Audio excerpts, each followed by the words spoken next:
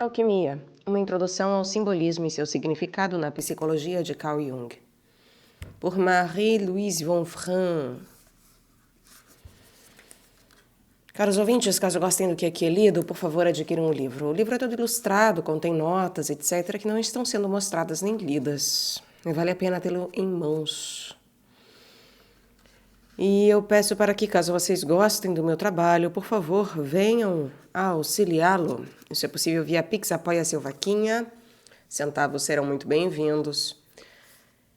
E também é possível tornar-se membro aqui do canal. Tornando-se membro, você fará parte também daqueles que contribuem, da comunidade que contribui aqui para a perpetuação deste trabalho, a continuidade deste trabalho. E também é possível auxiliar comprando livros que chegaram até mim pela lista de desejos da Amazon, como nos fez a Adriana Machado. Adriana, mais uma vez, muito obrigada, querida. Obrigada a todos aqueles poucos e bons que servem como exemplo de que é possível me auxiliar, me ajudar neste trabalho, contribuir para que ele tenha crescimento, andamento, enfim. Eu também peço para que, por favor, curtam, compartilhem, comentem, inscrevam-se no canal, caso já não tenham feito, porque tudo isso faz muita diferença em termos de engajamento. Obrigada a todos pela presença. Damos seguimento para a terceira palestra, Alquimia Grega. Examinamos no capítulo anterior o possível significado da transmissão do segredo da alquimia pelo anjo Amenael à deusa Ísis. Usamos aplicações das antigas lendas que dizem, com efeito, que todo o conhecimento científico natural, da matemática à fabricação dos cosméticos para mulheres, foi ensinado aos seres humanos por anjos ou gigantes. Também examinamos o estranho fato de que, com muita frequência, no final de uma civilização patriarcal, ocorre uma enandiodromia. O poder é transmitido a uma figura feminina, como, por exemplo, quando, no final da civilização egípcia, o culto de Ísis tornou-se predominante e Ísis assumiu cada vez mais o papel de todos os outros deuses. Conhecem-se até preces egípcias desse período final, em que Ísis é invocada como aquela que é todos os outros deuses, numa forma feminina. Comparamos isso com Grano Salles ao fato de que hoje, no seio da civilização cristã, pelo menos em sua parte católica, a Virgem Maria ascendeu subitamente a um papel mais dominante do que teve até agora. Não devemos esquecer que essas deusas mães também estão ligadas ao conceito de matéria, pois não só a própria palavra matéria está ligada à palavra mãe, mas toda a projeção da matéria e a ideia arquetípica modelar no fundo da mente dos cientistas naturais surgem do arquétipo materno. Platão, por exemplo, diz que o espaço é como uma nutriz para toda a ordem cósmica. Assim, o espaço é visto como um recipiente feminino, uma função nutriente da mãe. Como a ideia de matéria está ligada secretamente ao arquétipo da mãe, se o Papa transfere a ênfase do culto cristão para a Virgem Maria, isso constitui, consciente ou inconsciente, um golpe desferido contra o materialismo comunista. É um gesto nesse sentido e uma tentativa de atingir seu aspecto materialista, conferindo destaque à matéria numa forma diferente. Portanto, o interesse na matéria provém de um ressurgimento desse arquétipo. Quando jovens cientistas naturais escolhem sua profissão, a natureza-mãe parece-lhes em sonhos na forma de uma mulher idosa ou de alguma outra figura, e mostra-lhes o caminho. Vi muitos desses sonhos em casos de jovens que estavam indecisos entre se dedicarem ao estudo da ciência natural, da medicina, por exemplo, ou qualquer outra área. Assim, pode-se realmente provar pelo material do homem moderno que a tendência no sentido do interesse pelo aspecto material da natureza exterior provém muito frequentemente da constelação deste arquétipo, que constitui o dinamismo subjacente na ciência natural. Se a história bíblica avalia essa transmissão de conhecimento ao homem como uma catástrofe, como um infortúnio, isso certamente pode ser comparado ao fato de a ciência natural, incluindo a matéria, ser propensa desde seus primórdios a possuir as pessoas de um modo autônomo, a possuir seus interesses de uma forma total, a ponto de lhes incutir um impulso demoníaco, subvertendo não só o equilíbrio pessoal, mas também, em certa medida, o equilíbrio da civilização. Essa propensão excessiva da ciência natural e o seu aspecto destrutivo é hoje em dia de tão grande banalidade que não preciso me alongar sobre esse ponto, mas assinalarei apenas que isso deriva do fato de um arquétipo estar, por assim dizer, afastando-se da ordem instintiva geral. Portanto, podemos dizer que o mito da origem da ciência natural é, em parte, o mito de uma dissociação instintiva. O Homo faber já está dissociado ou encontra-se de forma perigosa, afastado de suas raízes instintivas naturais. Isso é o que o mito bíblico diz, ao passo que o mito de Ísis, pelo contrário, exalta o mesmo evento como um enorme progresso. Se há dois mitos, um dos quais é mais ou menos o oposto do outro, ou a mesma coisa com uma avaliação diferente, só podemos concluir que há uma incerteza básica no ser humano, e mesmo em sua consciência. O problema é real e não inventado, e temos de examiná-lo de ambos os ângulos. O anjo traz na cabeça um vaso não vedado com resina e que contém água clara. Essa água, absolutamente transparente ou cristalina, diz o texto grego, é em alquimia o símbolo da misteriosa matéria básica por excelência. A ideia de água eterna é, como sabemos pelas inúmeras e amplas explicações de Jung e por associações com outros textos, um dos mais importantes símbolos alquímicos. A água eterna é um dos mais importantes símbolos alquímicos. É a água divina, que não é, naturalmente, H2O, mas, de fato, um símbolo para a matéria mais básica do mundo. A prima matéria. Assim, nessa imagem é dito que o anjo traz consigo o mistério do material básico, diríamos, do cosmo, e é exatamente isso que esses alquimistas, tal como os físicos modernos, tinham em mente, que possivelmente todos os fenômenos materiais derivavam, em última instância, de um material básico, cuja busca era a sua grande fascinação, seu grande fatinosum. Não sei se é assim o acento. Fatinosum? Não, deve ser fatinosum. Porque se faz acompanhar do sentimento de que, se esse material básico puder ser descoberto, então será possível, de certo modo, examinar a tessitura divina do cosmo. Ísis insiste em obter o segredo, após o que o texto prossegue com o juramento pelo qual Horus é intimado a não desvendá-lo. Isso está de acordo com o estilo do mistério e das iniciações religiosas subsequentes em geral. No mundo helenístico, é uma ênfase que mostra que a grande coisa tem agora de ser transmitida, e, portanto, o filho de Ísis, Horus, tem de compreender que o segredo é somente para ele e mais ninguém, e jamais deverá falar sobre isso. Temos nesse antiquíssimo texto algo que voltaremos a encontrar repetidas vezes na história da alquimia, o tema do grande segredo, que não pode ser cientificamente contado e transmitido de um indivíduo para outro. Na história da alquimia e da química, isso foi sempre encarado como um ardil para fazer a coisa toda parecer importante e misteriosa, e para encobrir segredos.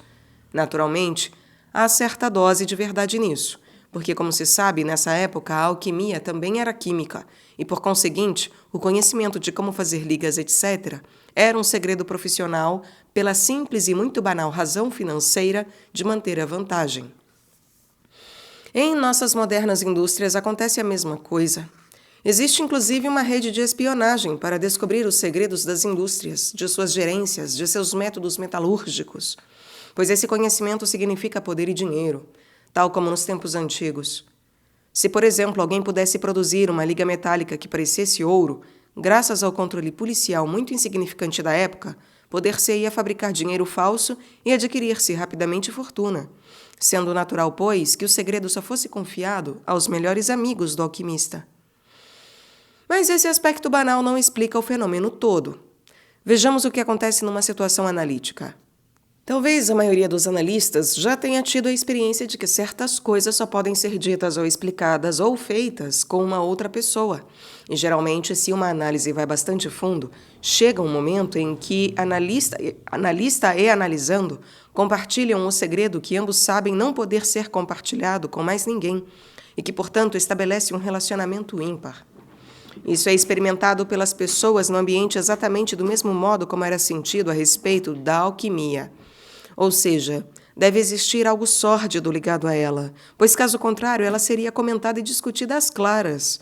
Mas é inteiramente impossível dizer e fazer certas coisas, exceto para uma única pessoa. Essa é a incomparabilidade e exclusividade de toda a relação humana real e de todo o encontro real com o inconsciente. Por isso é tão difícil e, de certo modo, enganador relatar o material obtido num caso, pois vêm à tona certas coisas que não podem ser contadas, não por razões de discrição ou porque se relacionam com o sexo, ou dizem respeito a um divórcio, ou a um casamento, ou tem algo a ver com finanças ou alguma espécie de sordidez indiscreta, o que as pessoas sempre pensam ser o caso. Não. é porque a coisa é inefável. Por vezes, a relação ou análise prossegue em meias palavras, que são entendidas de um modo específico pela outra pessoa, mas que não podem ser repetidas quando se fala no caso. Podemos contar os sonhos e repetir o que dissemos ao analisando acerca do seu significado, mas sabemos perfeitamente bem que estamos contando apenas metade da história. Também há coisas que não podem ser contadas, porque acontecem sem o nosso conhecimento. Alguém poderá dizer mais tarde: não me lembro do que você disse nessa altura, mas recordo que riu de certo jeito, o que me sugeriu algo. Isso pode acontecer sem que nenhuma das partes o notasse na época. E tais efeitos não podem ser evitados, nem podem ser comentados depois, embora sejam de fato suscetíveis de formar a base do processo analítico e terapêutico. Também há a simpatia entre duas pessoas. Há a simpatia que significa que elas sofrem juntas, se impressionam juntas, e essa condição de relacionamento unido, que decorre da participação da mesma experiência, não pode ser explicada. Não porque se queira fazer disso um segredo, mas porque é inexplicável, irracional e muito complexa. Assim, podemos dizer que em todo e qualquer processo de análise há um segredo, e de modo geral não se pode falar a esse respeito. Portanto, se relatamos um caso, nós o relatamos apenas em parte.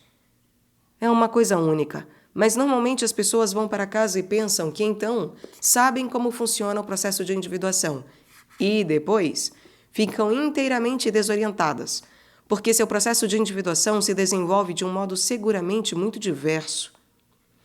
Por definição, trata-se de uma individuação, o que significa algo único. Per definitionem, trata-se de uma individuação, o que significa algo único.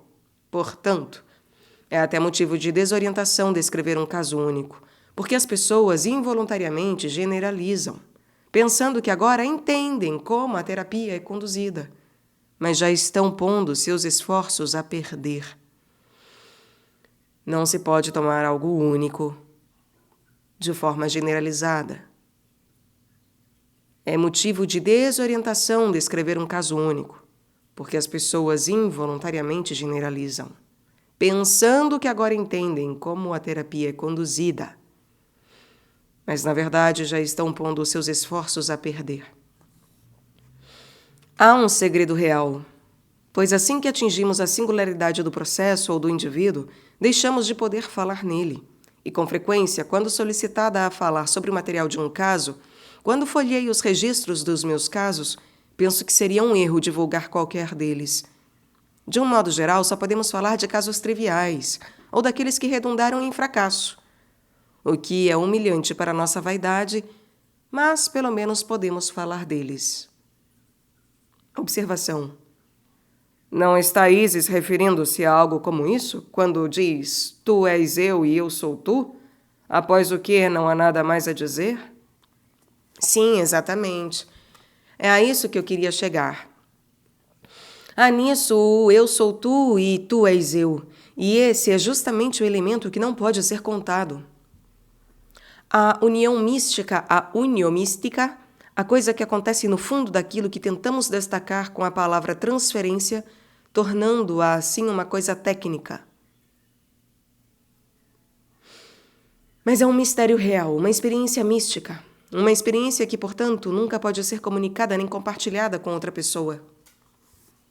Isis jura primeiro em nome de Hermes, que é provavelmente a tradução grega de Tote, o deus lua, deus macaco.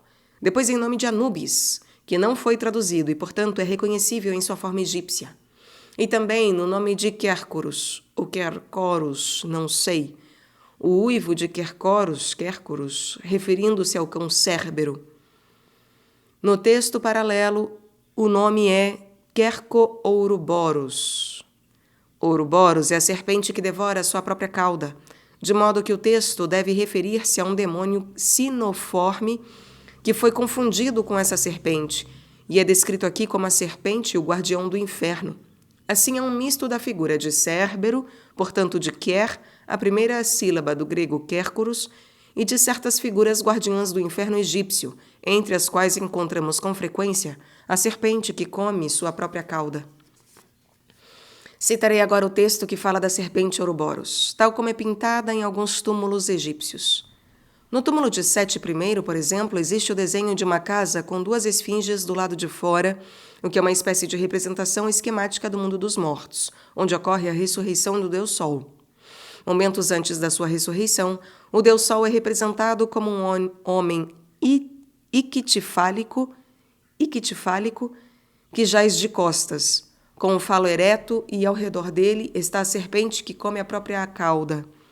Então, momentos antes da sua ressurreição, o Deus Sol é representado como um homem ictifálico que jaz de costas, com o falo ereto, e ao redor dele está a serpente que come a própria cauda. A inscrição diz apenas: este é o cadáver.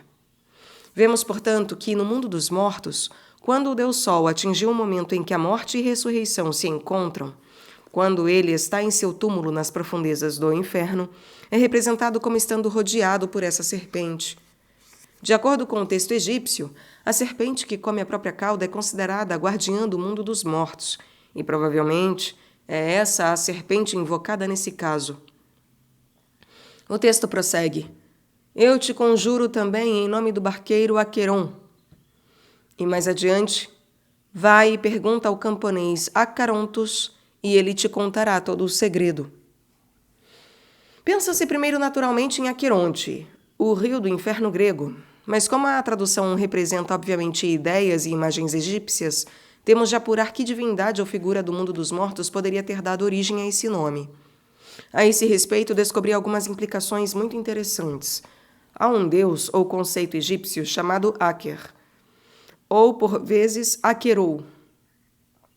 Esse deus é representado por dois leões sentados de costas um para o outro, às vezes com um disco do sol entre os respectivos lombos. Seu nome é... não tenho a menor ideia de como se pronuncia isso. RWTI. RWTI. Huit. Talvez seja algo próximo disso. Não sei. Huit. Não sei.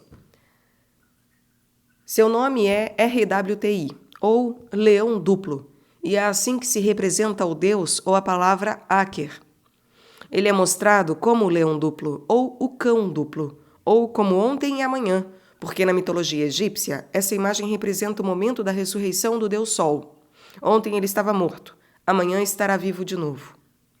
À meia-noite, quando o sol está em seu ponto mais baixo e começa a erguer-se de novo, é o momento decisivo da passagem da morte para a vida, do ontem para o dia seguinte. Esse momento mais baixo de anandiodromia e de ressurreição é Aker, pois Aker significa aquele momento. Nessas línguas mais recentes e nas antigas línguas primitivas, Aker significa não só o momento, mas também o lugar e a situação de morte e ressurreição, de ontem e amanhã, de ressurreição e regeneração do Deus Sol.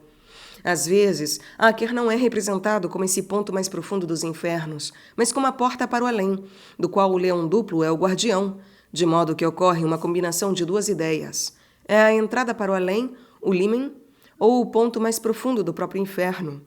Nos túmulos de Tutmés III e Amenófis II, Tutmés III e Amenófis II, existe a mesma cena que no túmulo de Sete I. Mencionarei agora algumas das invocações. No livro das cavernas, um dos livros dos mortos nas muitas variações egípcias, o Deus Sol, quando na região dos mortos, diz: ó Aker, eu segui o teu caminho, tu cujas formas são misteriosas, abre teus braços diante de mim. Estou aqui, aqui estou. Aqueles que estão em teu seio me chamam. Quando ele diz, aqueles que estão em teu seio me chamam, Aker é simplesmente todo o mundo dos mortos, o espaço do mundo dos mortos. Aqueles que estão no mundo dos mortos são os espíritos dos mortos e o Deus dos mortos. E os espíritos chamam o Deus Sol quando este mergulha na região dos mortos. O texto continua: eu vi teus mistérios, meu disco do sol e Gebe, o Deus da terra, são aqueles a quem carrego em minhas costas. Kéfera está agora dentro de seu invólucro. Kéfera é a forma ressurgente do Deus Sol, que agora está no ovo, está no invólucro, e no momento seguinte aparecerá no horizonte. Abre teus braços, recebe-me, aqui estou. e afugentarei a tua escuridão. No túmulo de Ramsés VI, Aker é representado pelos 2 leões, e sob eles estão as palavras: Vede a aparência que tem este Deus. Jebe, o Deus da terra, e Kéfera, o escaravelho, observam as imagens que estão dentro dele. Assim, Aker é um espaço que contém os mortos, ou as imagens de tudo o que existe. Ele não é só o leão duplo ou a porta para o além, mas esse espaço misterioso na região dos mortos, onde estão os mortos e as imagens. Ele os observa e os tem nos seus braços. Esse grande Deus permanece na região dos mortos e fala com a grande imagem que carrega o seu cadáver. Aker é a grande imagem que carrega o cadáver, ou o corpo do Deus Sol, como se pode deduzir do desenho. O Deus Sol derrama luz sobre tudo que está nos braços de Aker, que procede à união dos ossos do Deus. Ele reúne os ossos dispersos do cadáver. Um dos grandes temas do livro egípcio dos mortos é que os mortos são desmembrados, como Osíris, e, portanto, devem ser reajuntados antes de poderem ressuscitar. Eles têm de ser remontados para que possam erguer-se do mundo dos mortos. Aker é o agente na união dos ossos e membros do Deus. Outra representação encontrada no túmulo de Ramsés VI é a do leão duplo postado entre as águas primordiais. Por baixo está a inscrição Aker, e depois uma elipse, que nesse contexto simboliza a região dos mortos, ou o mundo dos mortos. E a inscrição diz que Aker e Shu, o deus do ar, são os 2 criadores do mundo. Vemos então que Aker é não só o agente na ressurreição do Deus Sol e de todo o mundo dos mortos, mas também uma das forças motrizes na criação do mundo. Às vezes, os leões duplos são substituídos, como mencionei acima, pelos 2 chacais de Anubis, 2 animais siniformes. Neste caso, a inscrição é: Estes são os abridores do caminho, os agentes da ressurreição.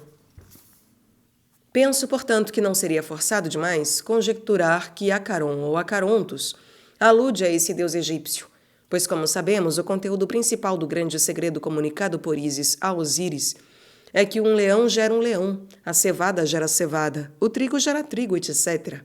Por conseguinte, o homem só pode ser gerado da mesma maneira. E também é dito especialmente que um cão gera um cão. Assim, o que no começo parece ser uma afirmação completamente banal da natureza, ou seja, o segredo da geração sexual e das células germinativas e da geração das plantas, revela-se detentora nos gregos e egípcios antigos desse período de outra rede completamente distinta de associações.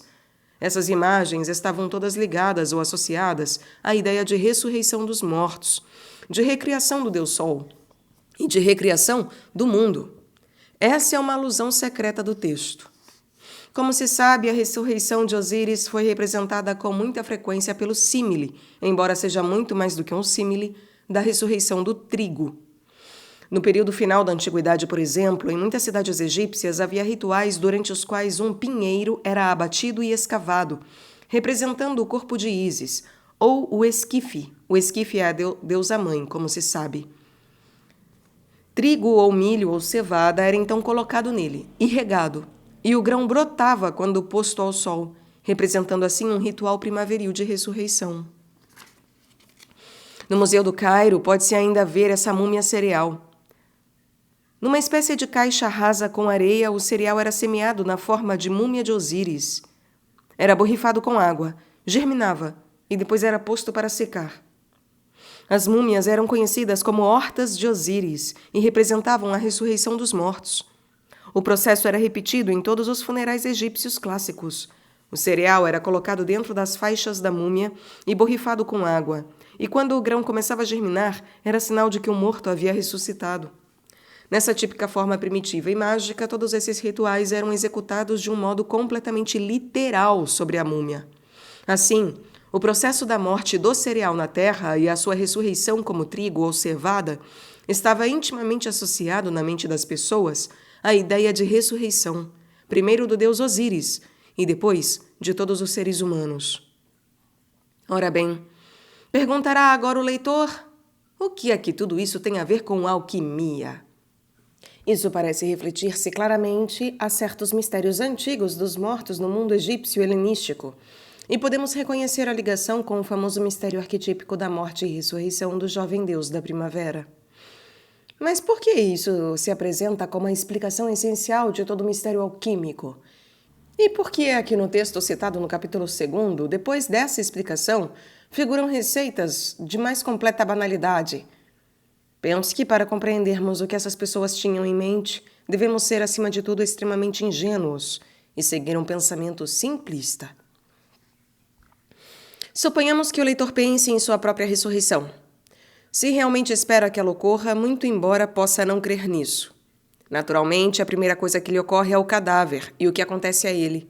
Os vermes o devoram ou é reduzido a cinzas no crematório. Se formos ingênuos e honestos, não podemos desprender nossa mente da visão imediata do que resta de nós após a morte. E, portanto, em todas as civilizações humanas, o cadáver é tratado com grande cuidado e com toda espécie de ritual, porque ele representa um mistério. A forma do ser humano que viveu ainda está ali, mas algo lhe falta, ou algo mudou. O sentimento simplista ainda aceita o que está jazendo diante de nós como sendo o nosso pai ou o nosso amigo, ou seja, quem for. E se não for, então o que é? Se cremos na ressurreição, se pensamos que tal coisa existe, então o corpo que se desintegrou deve de algum modo ser recomposto. E se continuarmos acompanhando esse fenômeno sem preconceitos, pensaremos que, se conhecêssemos a matéria básica de que é construído todo o complexo fenômeno do corpo, então este poderia ser refeito sem grandes problemas. Não se imagine que estou expondo isso como algo indiscutivelmente verdadeiro, nada disso. Quero apenas mostrar que seria uma ideia suscetível de ocorrer a uma mente ingênua. E ao procurar discutir o problema da ressurreição com outras pessoas, tenho frequentemente comprovado que muitas delas pensam nessa linha. Elas falam do corpo glorificado, mas poderiam referir-se a uma matéria ou substância básica. Ignoramos que matéria é, de modo que, partindo dessa base, que não sabemos qual seja e que é segredo do próprio Deus, por que não reconstruiria ele todo o corpo de novo? Essa é uma crença comum entre os cristãos que não dedicaram ao assunto uma reflexão demasiado profunda, mas que, no entanto, num esforço para compreender, possuem uma ideia geral da ressurreição do corpo. E penso que nesses textos antigos está subentendido um pensamento ingênuo semelhante.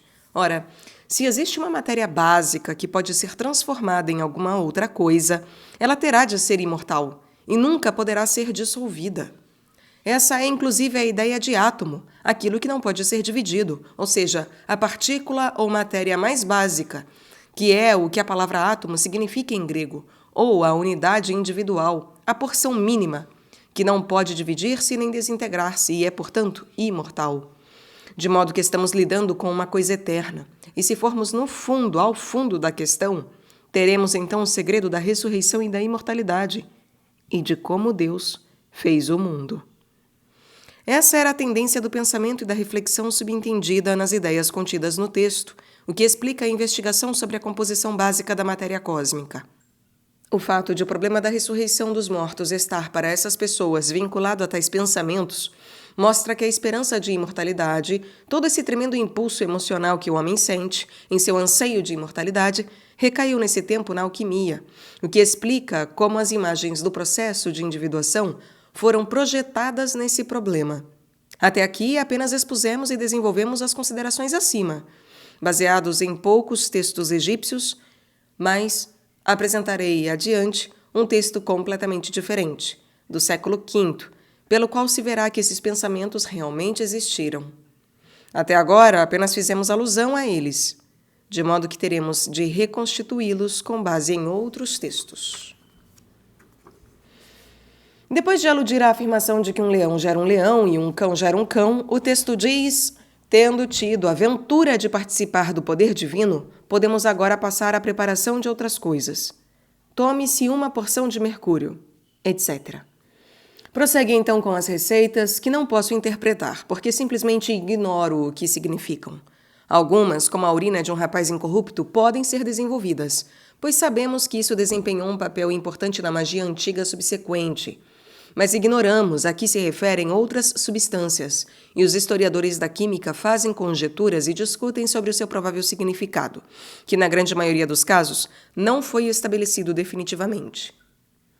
Sabemos apenas que são misturas de metais, etc., principalmente usadas na fabricação de ligas, e que havia certos processos de fusão ou de lenta corrosão por ácidos. Enquanto ainda está dando essas receitas, Isis diz: "Agora, minha criança, conheces o mistério do elixir da viúva." Essa frase mostra que algumas das receitas se referem a elixires curativos e alguns remédios poderosos, no sentido africano da palavra, e não a produção de algum tipo de metal. Como é que isso se combina, se continuarmos pensando na questão ingenuamente? Tive uma experiência em minha infância que poderá elucidar esse ponto. Quando eu tinha uns 10 anos de idade, tinha de faltar com frequência à escola por motivo de uma doença, e normalmente só ia na parte da manhã. À tarde, quando a minha irmã estava na escola, eu ficava sozinha e muito entediada, por não ter ninguém com quem brincar. Então, nos fundos da casa, ao lado do galinheiro, instalei o que passei a chamar de meu laboratório. Eu havia lido certa vez que o âmbar era formado por resina caída na água do mar e solidificada após muitos anos. Assim pensei que poderia fazer âmbar. Logo, em minha fantasia, o âmbar transformou-se numa pérola amarela e imaginei que seria capaz de criar uma pérola amarela e redonda de âmbar. Mediante intermináveis escaladas e quedas do alto de abetos, reuni uma boa quantidade de resina. Mas depois pensei que também tinha de produzir água do mar. Pelo dicionário, descobri em que consistia a água do mar. Roubei sal e iodo no armário do banheiro e fiz uma mistura. Tão completamente quanto era possível nessa idade, algo a que eu chamava água do mar. Depois, pensando que o âmbar tinha de ser purificado antes que a pérola amarela pudesse ser produzida, comecei derretendo e cozinhando a mistura, para livrá-las das formigas mortas e de outras coisas. E enquanto fazia isso e observava o âmbar sendo aquecido e derretido, em minha solidão, comecei a ter dó dele, pensando que, por estar sendo queimado, eu deveria conquistar-lhe as boas graças. Assim, resolvi falar com a resina, dizendo-lhe que não deveria se sentir infeliz se eu a queimava, pois no final tornar-se-ia uma maravilhosa pérola amarela, e para tanto era preciso que fosse torturada pelo fogo.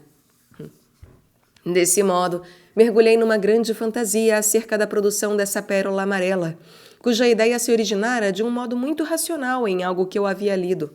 Mas na solidão da tarefa, a coisa redundou numa completa obra alquímica, com preces pelo bom êxito.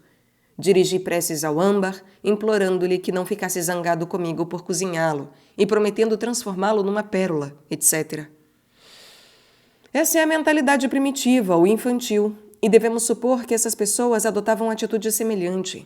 Cumpre lembrar que, nesse tempo, era muito perigoso realizar experimentos químicos porque o sujeito era olhado como feiticeiro, com todas as consequências que isso acarretava. Ele era respeitado, mas também era odiado e temido. Portanto, essas coisas tinham de ser feitas secretamente e em completo isolamento, o que sempre traz à tona o inconsciente. O leitor poderia descrever essa ocupação infantil, que durou mais de 1 ano, como um brinquedo ou algo parecido com uma imaginação ativa, realizado com substâncias químicas, e é nisso em grande parte que consiste a alquimia. A imaginação ativa pode ser praticada com cores. Hoje em dia, fazemos isso principalmente por meio da pintura, ou escrevendo histórias, mas também pode se fazer de um outro modo, coletando substâncias e misturando-as. Foi o que essas pessoas fizeram, e assim elas se desviaram um pouco da produção excessiva de experimentos químicos e passaram a realizar outros experimentos em que o material da fantasia era predominante, tal como eu comecei, querendo racionalmente fazer âmbar e, no decorrer do processo, entreguei-me à fantasia de produzir uma pérola amarela. Eventos sincrônicos acontecem tanto nesses como em outros campos experimentais e são interpretados como milagres e, naturalmente, confirmam tais fantasias. Que isso ainda continua ocorrendo em modernos laboratórios químicos fica evidente por uma história que ouvi de um cientista que estava tentando produzir certa vitamina em forma sintética. Ele havia calculado tudo. Sabia que o produto seria obtido, mas a mistura parecia não querer se cristalizar. Quando alguma coisa se cristaliza, depende de fatores muito irracionais. É claro que o peso, o calor e a forma da mistura desempenham um importante papel. Mas ainda hoje existem fatores que não podem ser desprezados na manufatura química. Só que não se sabe do que é que eles dependem. Assim, contrariamente a todas as expectativas, essa coisa não cristalizava de jeito nenhum. O cientista ficava observando dia e noite e dia, dizendo que aquilo tinha de se cristalizar, mas a mistura continuava obstinadamente líquida. Até que cansou de esperar, arranjou um assistente para ficar no lugar dele e manter a mistura numa determinada temperatura, e foi para casa dormir. Teve então o mais surpreendente dos sonhos, em que uma voz lhe dizia: "Vai agora, e verás que a mistura se cristalizou." Levantou-se e telefonou para o laboratório, e era verdade. A mistura tinha se cristalizado. Assim, o inconsciente desse homem estava realmente ligado ao processo químico que se desenrolava na retorta, ou estava informado sobre todas as suas fases. O leitor poderá chamar a isso de sincronicidade, mas não terá explicado coisa nenhuma. É simplesmente um fato, e mostra que não sabemos como o inconsciente está ligado à matéria, mas apenas que está, e que ele tem conhecimento de tais coisas. Como? Não sabemos, pois o nosso conhecimento científico a esse respeito chegou a seu término, por enquanto. Segundo parece, a química, mesmo nos tempos mais recentes, ainda tem uma conexão com o inconsciente da pessoa que executa o experimento, até mesmo a ponto de ocorrerem coisas como a que descrevi. Tocamos de novo num segredo. E esse tipo de experiência, embora numa base mais primitiva e rudimentar, geralmente estava implícito nos experimentos dos alquimistas. Se resumirmos o texto que estivemos examinando, não de um ponto de vista psicológico, mas histórico, veremos que na alquimia há ideias e concepções religiosas que remontam ao Egito helenizado, com sua mistura inicial de religião grega e de religião egípcia posterior. Não posso transcrever todos os textos, mas em outros há traços de simbolismo judaico e gnóstico, assim como de muitas outras religiões desse tempo. O outro elemento associado em pensamento, mas desligado no que se refere aos textos, é o das receitas, obviamente remanescentes de tradições profissionais secretas, que se originaram com os feiticeiros africanos e se relacionavam com a produção de feitiços amorosos, com as poções para garantir beleza, etc., assim como a fabricação de ligas metálicas. Todas essas receitas eram segredos dos artesãos ferreiros e dos curandeiros. Durante a civilização egípcia, elas eram provavelmente transmitidas por certas classes de sacerdotes que tinham o monopólio da fabricação de determinadas ligas ou mesinhas, que obtinham por meio do faraó reinante e provavelmente mantinham em livros secretos conservados nos templos. Nessa mesma ordem de ideias, existe no Museu do Cairo um papiro que foi desenterrado há algum tempo e contém todas as receitas para o embalsamento de cadáveres.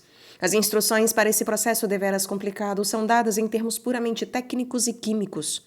Esse era o segredo da classe dos sacerdotes de Anubis e constituía um conhecimento transmitido exclusivamente a sacerdotes iniciados. Isso provavelmente tem suas raízes na mais antiga espécie de tradição dos primitivos curandeiros africanos, e ainda hoje pode ser observada na África, em forma mais simples. A atitude psicológica e o segredo da base de tais procedimentos ainda se mantêm inalterados. O texto grego seguinte introduz um terceiro elemento nesses antigos escritos químicos, a saber, a filosofia natural grega. Talvez um dos maiores eventos históricos da antiguidade tenha sido o fato de que, na filosofia natural grega, a filosofia pré-socrática, homens como Demócrito, Heráclito, Tales de Mileto, Anaxímenes e Enaximandro especularam sobre teorias acerca da natureza e foram os criadores de termos técnicos tais como tempo, espaço, átomo, matéria e energia.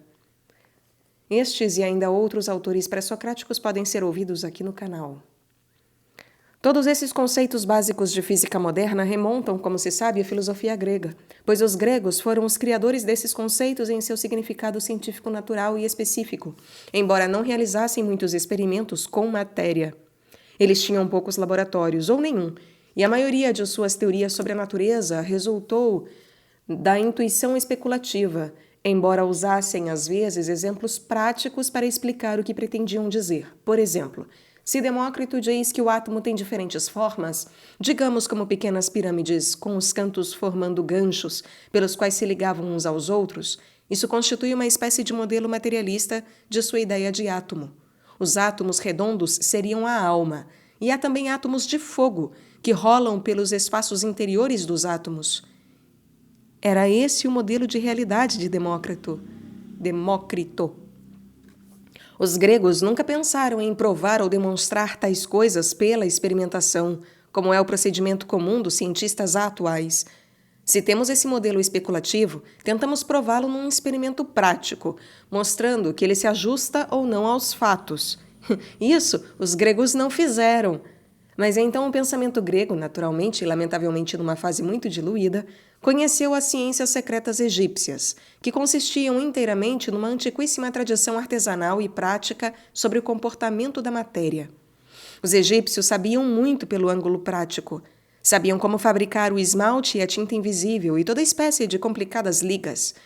E quando esses dois mundos se encontraram no Egito Ptolomaico, esse fato foi imensamente fecundo para ambos, pois o que na tradição egípcia consistia em receitas e pensamento religioso, conjugava-se agora com o acurado pensamento científico dos gregos.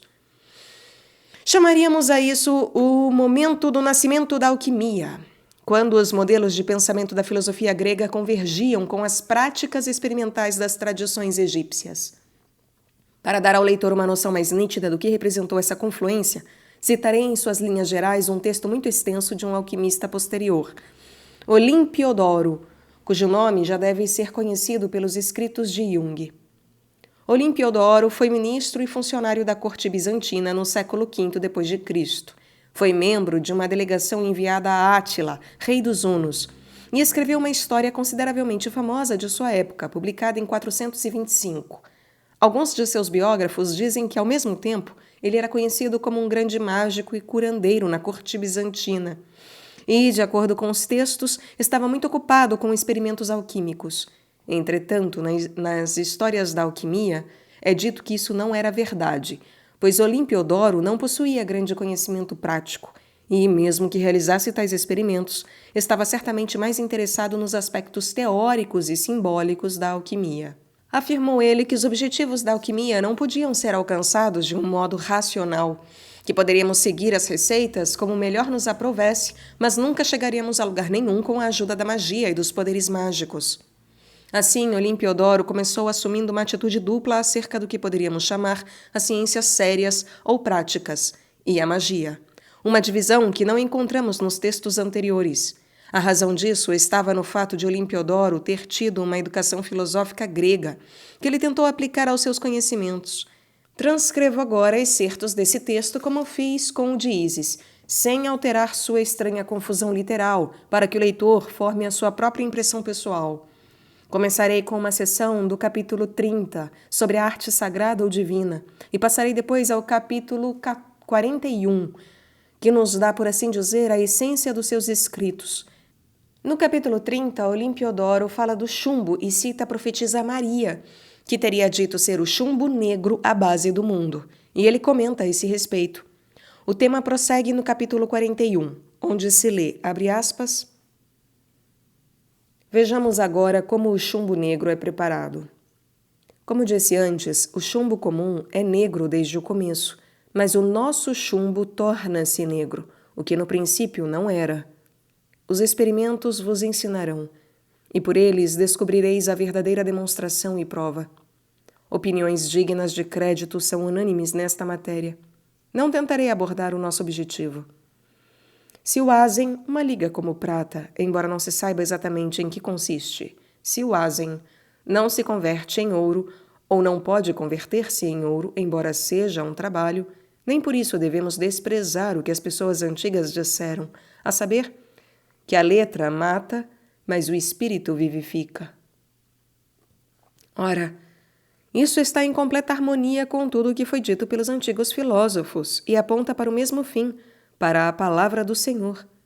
Olimpiodoro era cristão e citava a Bíblia, sublinhando que não se pode aceitar literalmente os textos e as receitas dos alquimistas, pois isso matava, mas cumpre entender o espírito do texto e o que isso significava.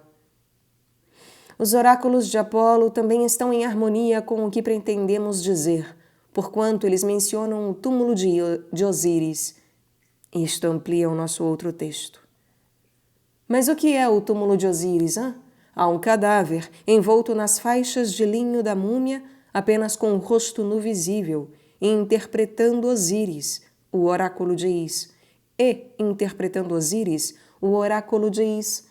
Osíris é o esquife sufocado em que estão escondidos seus membros, e cujo rosto só é visível a seres mortais. Ocultando os corpos, a natureza está atônita. Ele, Osíris, é o princípio original de todas as substâncias úmidas. Ele é mantido como prisioneiro pela esfera do fogo. Ele, portanto, sufocou todo o chumbo. Fecha aspas. Outro oráculo pelo mesmo autor diz, abre aspas, tome-se um pouco de ouro, que é chamado o macho da... não sei como se pronuncia este nome, mas é algo como crisocola. Crisocola, imagino eu, crisócola. O que quer que seja tal substância. Bom, tome-se um pouco de ouro, que é chamado o macho da crisócola, e um homem que tenha sido amassado. O ouro da terra etíope é produzido pelas suas gotas. Certa espécie de formiga traz o ouro para a superfície da terra e saboreia-o. Ponha-o junto com sua esposa de vapor, até que a divina água amarga apareça. Quando ela ficar espessa ou de cor vermelha, cobre vermelho com o suco do vinho dourado do Egito, passe sobre ele as folhas da deusa portadora da luz, deve ser a lua, e também do cobre vermelho, cipris, que pode representar ou o cobre ou Vênus. Esse cobre vermelho pode ser que seja cipris, cobre ou Vênus. Ou de Vênus vermelha, provavelmente refere-se a Vênus. E então deixe-se que engrosse até que coagule em ouro.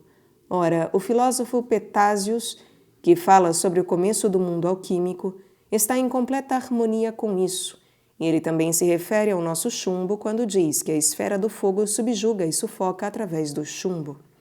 Depois, interpretando suas próprias afirmações, ele diz: tudo isso provém do masculino, ou da água de arsênico. Fecha aspas. A palavra arsênico significa masculino. Não é o arsênico que conhecemos, mas refere-se a todas as substâncias que possuem um impulso dinâmico intrínseco que afeta outras substâncias. Tudo o que parece afetar uma outra substância era masculino, porque era ativo, de modo que não deve ser confundido com aquilo que chamamos de arsênico. É ao arsênico que ele se refere quando fala da esfera de fogo. Abre aspas. O chumbo está de tal modo possuído por demônios e é tão despudorado que aqueles que querem estudá-lo enlouquecem em virtude de sua inconsciência. Essa afirmação figura em livros do Dr. Jung, que a cita frequentemente. Darei agora uma explicação sobre os elementos químicos, e então isto ficará esclarecido. Eles chamam ao chumbo de o ovo, ou seja, o ovo dos 4 elementos. É isso o que diz Zósimo. E com isso, ele sempre quis referir-se realmente ao chumbo. Se eles explicam o seu formato, na verdade aludem secretamente à coisa toda, visto que, como diz Maria, os 4 elementos são um só. Quando ouvirdes a palavra areias, deveis entender que isso significa formatos ou ideias. Em grego, tanto pode significar uma coisa quanto outra. Se ouvirdes eide, formatos, formas, ideias, isso realmente quer dizer as areias. O tipo de areia.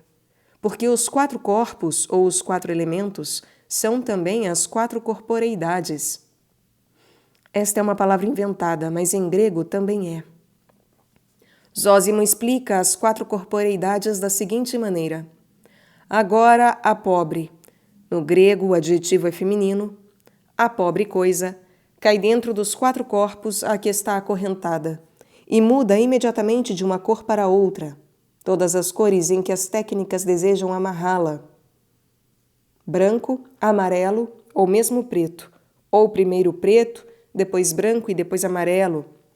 E quando essa coisa feminina evidenciou todas essas cores e rejuvenesceu, continua até a velhice e depois morre nos 4 corpos, o que quer dizer ferro, estanho, bronze e chumbo, com cada um dos quais morre no rubedo, o estado de conversão ao vermelho, e assim é completamente destruída, de modo que não pode evadir-se, Fato esse que é muito satisfatório para os alquimistas, pois agora ela não pode escapar. E então repete-se tudo, pelo que o seu perseguidor também é acorrentado. Aquele que persegue essa mulher também é acorrentado. Ocorrendo tudo isso fora do vaso redondo. O que é o vaso redondo? Ou o fogo, ou a forma redonda do recipiente impede-a de se evadir. Assim como se numa doença o sangue tivesse sido destruído e agora fosse renovado, também no estado argênteo dela vê-se que tem sangue vermelho. E isso é o ouro. Fecha aspas. Esta é uma longa passagem literal da verdadeira alquimia, pela qual o leitor poderá apreciar como o Dr. Jung foi misericordioso ao selecionar trechos e publicá-los reunidos em capítulos, porque se tivesse de ler o texto original, poderia ser também vitimado pela loucura do chumbo. Muitas pessoas, ao lerem os livros do Jung, do Dr. Jung, pensam que é impossível entender a coisa. É tudo complicado demais. Mas, na realidade, ele a simplificou consideravelmente e realizou um tremendo esforço para sacar as pérolas da estrumeira e dar alguma forma a tudo isso, pois o material original era como a amostra acima. Uma vez acostumados a seguir essa linha de pensamento, descobriremos que a coisa toda é completamente lógica, possui a mesma lógica de um sonho e pode ser aceita como tal. A primeira vez que se ouve um sonho, poder-se-á pensar que ele é absolutamente disparatado. Mas, se lermos esse material como se estivéssemos lendo um sonho, atingiremos o seu significado. Por exemplo, Olimpiodoro fala do chumbo negro, e é evidente que se trata de uma substância original, e é, portanto, o mistério de que já falamos, a prima matéria, a substância básica do mundo em que reside o segredo divino da vida e da morte. Olimpiodoro refere-se a ele como o nosso chumbo, que no começo não é negro, e contrasta-o com o chumbo comum, assinalando assim que aquilo a que os artesãos comuns chamavam de chumbo, como o que é usado para fazer canos de água, pois na época do Império Romano o chumbo era usado na canalização de água, não é aquilo a que eles, os alquimistas, aludem quando falam de chumbo. Trata-se de uma espécie diferente de chumbo, uma substância mais básica, com que se deve realizar experimentos, diz ele, a fim de descobrir o que os autores mais antigos queriam dizer. Ele cita depois a Bíblia, dizendo que o texto não deve ser aceito literalmente, o que também é compreensível, e afirma que a transformação do chumbo é um segredo. Cita em seguida um oráculo de Apolo, que deve estar num escrito mais antigo que se perdeu, e diz que isso é o esquife de Osíris. Para entendermos isso, cumpre conhecer a lenda, segundo a qual Sete matou Osíris, tendo feito primeiro um esquife de chumbo e depois induzindo as pessoas, quando estavam ébrias numa festa, a entrar nele com o pretexto de descobrir a quem ele se ajustava. Mas quando Osíris entrou no esquife, Sete colocou rapidamente a tampa e lançou-o ao mar. Portanto, pode-se dizer que Osíris foi sufocado em chumbo, de modo que podemos pensar no túmulo de Osíris como um esquife de chumbo, ou um esquife hermeticamente vedado com chumbo, dentro do qual jaz o Deus morto ou o Espírito Divino, na forma assumida na morte. Esse é o significado que Olimpiodoro tenta nos comunicar. Osíris jaz mumificado no esquife, somente com o rosto visível. Todos já vimos em museus, ou pelo menos em fotos, múmias enfaixadas em tiras de linho, com a máscara mostrando o rosto. O significado disso não é claro, mas poderíamos dizer que há algo humano e algo não humano nisso, pois se interpretássemos simbolicamente como se fosse um sonho, diríamos que deve referir-se a um ser semi-humano. Se o rosto é humano, então parte pode ser entendida a partir do aspecto humano, mas parte não podemos compreender. Olimpiodoro prossegue dizendo que o próprio Osíris é o esquife sufocante, ou o túmulo, que oculta seus membros e mostra apenas o rosto aos seres humanos. Brotóis, não sei se esta é a pronúncia, mas é assim que se escreve, brotóis, é um nome específico para seres humanos e significa os mortais. Osíris é imortal ou o imortal mortal. Aos mortais, ele apenas mostra sua face humana, enquanto o resto de seu corpo é um segredo. Escondendo os corpos, a natureza maravilhou-se, ou ficou atônita. Não consigo entender isso inteiramente, exceto que deve significar: isso é parcialmente compreensível porque existe um rosto humano, e parcialmente um mistério, a cujo respeito a própria natureza se surpreende. Não consigo dar qualquer explicação mais completa. Isso é o começo de todas as substâncias úmidas. Isto é, a matéria básica, a matéria original, o ponto de partida, arquê. A substância úmida representa o material básico do cosmo, sendo capturado na esfera do fogo.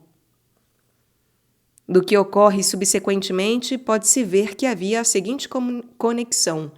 A matéria foi colocada numa garrafa, que foi hermeticamente vedada e depois submetida à cozedura. E isso foi considerado um paralelo exato do Espírito Divino. Osíris, o homem-deus, jazendo morto em seu esquife de chumbo, ou na garrafa, para o caso tanto faz, estava exatamente no mesmo estado. Foi precisamente isso que eu senti quando torturei a minha resina na minha infância, pois senti que ela estava sendo torturada pelo fogo em sua garrafa, por assim dizer. Não podia fugir, o que significa que não podia evaporar-se, mas também eu fechara a garrafa. Portanto, a resina estava presa. Eu a tinha em meu poder e estava fazendo algo com ela. A analogia é Sete capturando Osíris, e agora, porque ele foi apanhado por Sete, pelo poderoso princípio do mal, ele é transformado e ressuscitado. Essa era provavelmente a associação. Assim ele sufocou com todo o chumbo. Não entendo isso, mas parece-me que esse aprisionamento num esquife ou num recipiente alquímico representa um processo de sufocação, a morte da prima matéria por sufocação.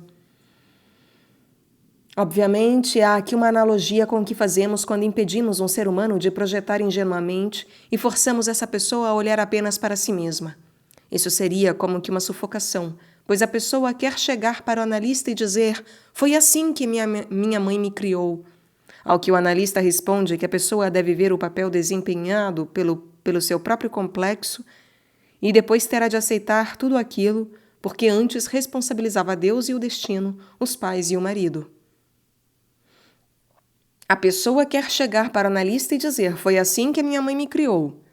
E o analista responde que a pessoa deve ver o papel desempenhado pelo seu próprio complexo e depois terá de aceitar tudo aquilo, porque antes responsabilizava Deus e o destino, os pais e o marido. Ela tomará sobre si a responsabilidade. Tudo isso tem de ser aceito de volta, e é como uma sufocação, uma espécie de morte, pois o impulso para projetar tudo no exterior é sustado, é parado, é impedido. O recipiente é um símbolo para a atitude que impede qualquer coisa de escapar para fora. Torna-se impossível culpar os outros, basicamente, responsabilizar os outros. O recipiente é um símbolo para a atitude que impede qualquer coisa de escapar para fora. É uma atitude básica de introversão que, em princípio, não deixa escapar nada para o mundo exterior. A ilusão de que todo problema reside fora do eu tende a acabar, e as coisas tendem a ser encaradas a partir de dentro. É desse modo que hoje sufocamos, entre aspas, o mistério do inconsciente. Não sabemos o que é o inconsciente, mas sufocamo-lo mediante esse tratamento concentrado pelo qual toda a projeção é sustada, intensificando o processo psicológico. O recipiente é também a tortura do fogo, porque quando o fluxo de intensidade dos processos psicológicos torna-se concentrado, a pessoa é assada naquilo que ela é.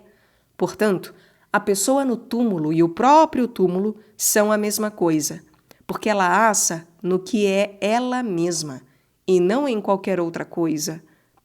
Ou poderíamos dizer que a pessoa é assada em seu próprio suco, e é, por conseguinte, o túmulo, o recipiente do túmulo, o sufocado e o sufocador, o esquife e o Deus morto nele. A pessoa que está dentro não é naturalmente o ego, mas todo o seu ser, pois está olhando para todo o seu ser e não para o seu ego, que escaparia.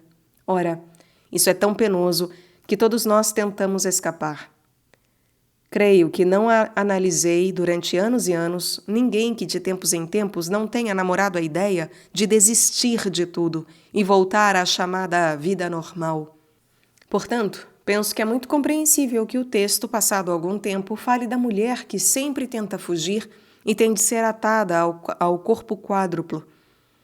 Voltando ao texto, Olimpiodoro indica que se tome certa substância, isto é, a pedra dourada, que é chamada a parte masculina de crisócola. Provavelmente ele tinha algum material específico em mente. E um homem moldado.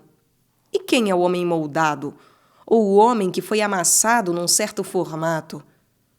Olimpiodoro é cristão, e essa é uma definição de Adão. A ideia para um homem desse tempo seria a de que Adão foi feito de barro, e, portanto, segundo a Bíblia, o barro é a prima matéria do homem, o segredo básico do homem. Eles já não se referiam mais ao barro, eles sabiam nessa época que aquilo não podia significar barro. Seus conhecimentos de biologia e fisiologia eram suficientes para saberem que o homem feito de barro era simplesmente um símile. Portanto, o barro simbolizava a prima matéria. O homem moldado a partir do barro era então Adão, que nesse tempo era um símbolo do si mesmo, do self, ou diríamos o homem que acabava de sair das mãos de Deus, o homem indene, o homem que ainda não passara pelo processo de corrupção. Homem incorrupto, saído diretamente das mãos de Deus, esse é o homem que foi amassado. E é por isso que Olimpiodoro não fala de Adão, pois Adão está associado à corrupção e ao pecado com Eva, etc. Ao aludir a Adão desse modo, ele quis referir-se a Adão em sua forma original e impoluta, ao acabar de ser formado por Deus. Obviamente, isso se refere à prima matéria, a que chamamos o eu. Sendo por isso que no Zen budismo é dito, mostra-me tua face original. Num dos koans, não sei, um dos mestres fica iluminado quando outro mestre lhe diz isso. O ouro da terra etíope gera-o, isto é, gera o homem, a partir de gotas. Existe uma espécie de formiga que o leva para a superfície da terra e desfruta dele. Isso refere-se às famosas arimaspes,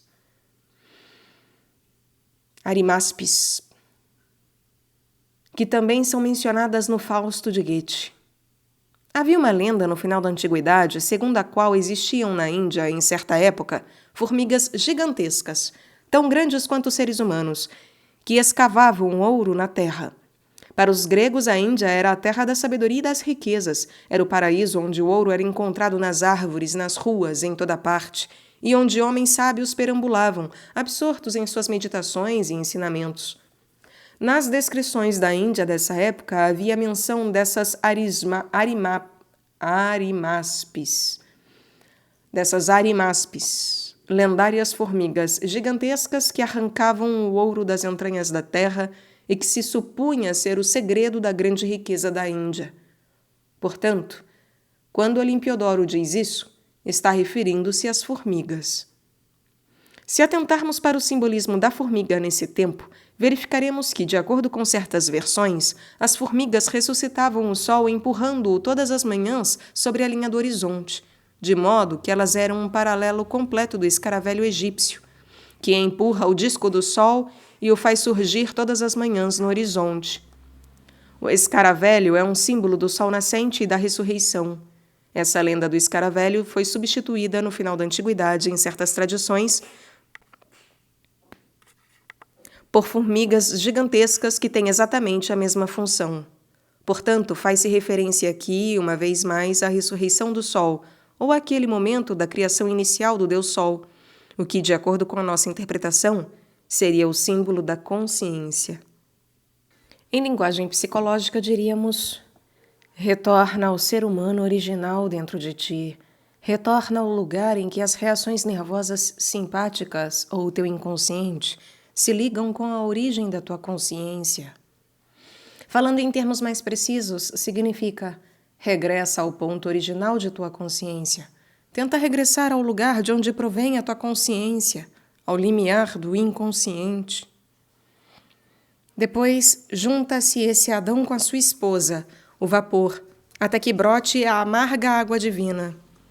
Isso significa que esse Adão, a coisa original, está unido ao seu oposto, o qual parece ser uma substância gasosa, e os dois juntos criam uma substância amarga e aquosa.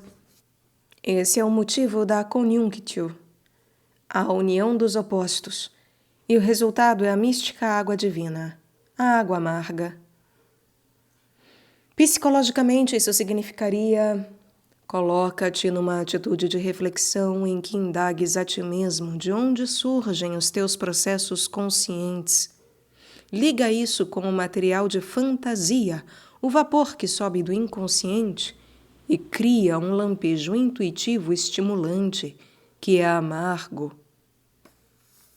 O lampejo que se obtém ao olharmos para nós mesmos é geralmente muito amargo, sendo por isso que poucas pessoas o tentam. É píquiros ou picros, não sei.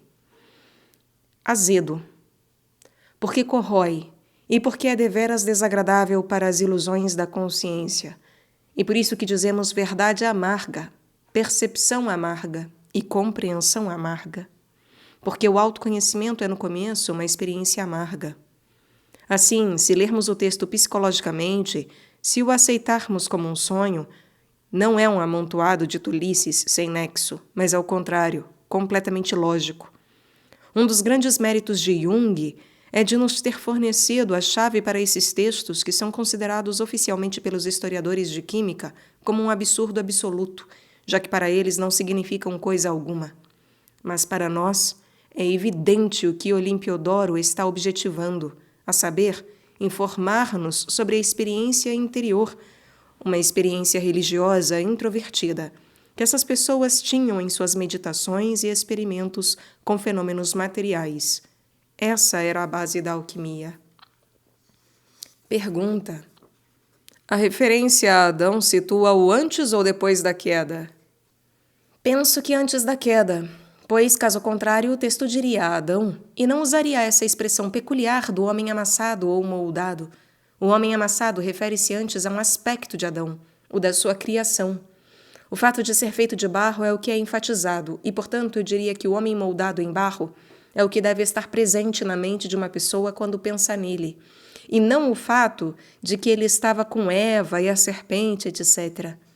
Penso que isso pode ser corroborado pelo fato de Olimpiodoro conhecer Zósimo, que tinha uma teoria agnóstica em que Adão é considerado o homem original incorrupto, antes da queda.